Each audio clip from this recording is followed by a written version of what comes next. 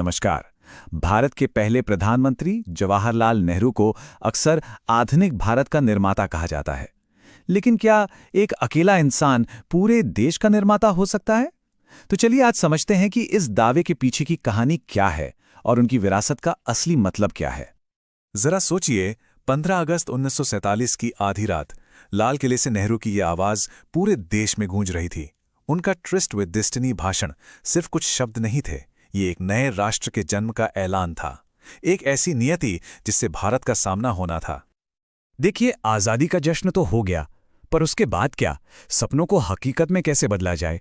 असल सवाल तो यही था कि भारत की इस नियति को आकार देने में नेहरू की भूमिका क्या रही और उन्होंने इसे निभाया कैसे। प्रधानमंत्री नेहरू को समझने से पहले हमें थोड़ा पीछे चलना होगा और स्वतंत्रता सेनानी नेहरू को जानना होगा।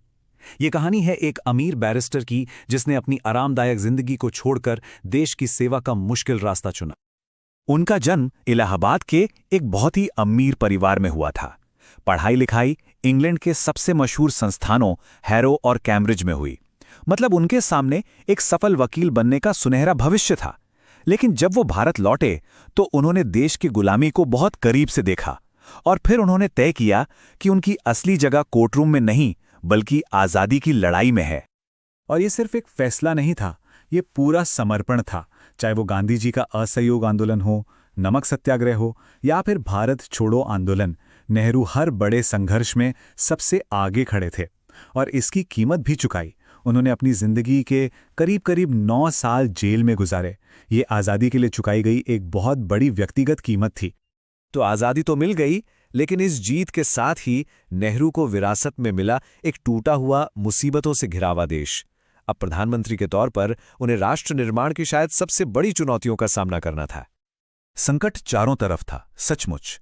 देश के बंटवारे ने लाखों लोगों को बेघर कर दिया था, वो शरणार्थी बन गए थे। कश्मीर का विवाद सुलग रहा था। देश की करोड़ों की आबादी भयानक गरीबी में जी रही थी और इन सब के ऊपर सैकड़ों भाषाओं और धर्मों वाले इस विशाल देश को एक राष्ट्र के तौर पर जोड़कर रखना, ये अपने आप में एक पहाड़ जैसा काम था। अब इन बड़ी बड़ी चुनौतियों के जवाब में नेहरू ने एक बहुत साफ रास्ता चुना, पॉलिसी, साइंस और डेवलपमेंट। उनका मानना था कि एक मॉडर्न भारत की नींव सिर्फ तर्क और वैज्ञानिक सोच पर ही रखी जा सकती है। तो पहला सवाल था, देश की खस्ता हाल अर्थव्यवस्था को पटरी पर कैसे लाया जाए? नेहरू का जवाब था, पंचवर्षीय योजनाएं।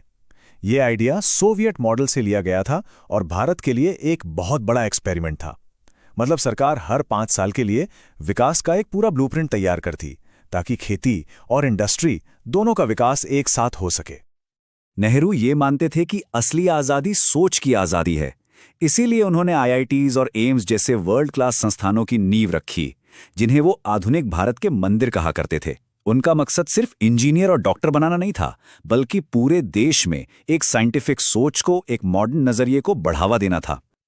और भारत की ये नई पहचान सिर्फ देश के अंदर नहीं बन रही थी, बल्कि दुनिया के मंच पर भी बन रही थी।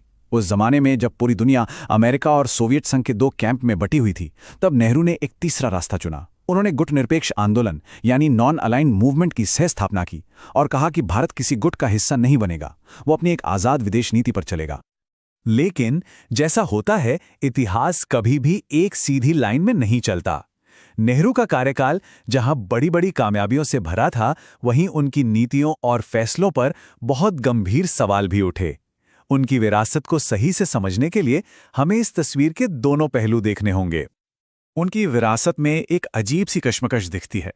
एक तरफ भारत में एक मजबूत लोकतंत्र की नींव रखने और एक सेक्युलर पहचान बनाने का श्रेय उन्हें दिया जाता है, लेकिन दूसरी तरफ 1962 में चीन के साथ युद्ध में मिली हार, कश्मीर का अनसुलझा मसला और देश की धीमी आर्थिक ग्रोथ, ये सब उनके नेतृत्व पर उठी बड़ी आलोचनाओं में गिनी जाती हैं। राजनीति की इन बड़ी बड़ी और गंभीर बातों के बीच नेहरू की एक और पहचान भी थी, चाचा नेहरू। बच्चों से उनका जो लगाव था वो इतना मशहूर हुआ कि आज भी उनका जन्मदिन 14 नवंबर पूरे भारत में बाल दिवस या चिल्ड्रंस डे के तौर पे मनाया जाता है। ये उनकी विरासत का वो पहलू है जो सीधे लोगों के दिलों से जुड़ता है। तो आखिर में सवाल यही आकर रुकता है, नेहरू ने जिस लोकतांत्रिक, वैज्ञानिक और सेकुलर भारत का नक्शा तैयार किया था, वो आज के भारत के लिए कितना मायने रखता है? क्या आज भी भारत उसी रास्ते पर चल रहा है, या उनकी विरासत अब सिर्फ इतिहास का एक पन्ना बनकर रह गई है? इसका जवाब हमें इतिहास की किताबों में नहीं, बल्कि आज के भारत में ही खोजना होगा।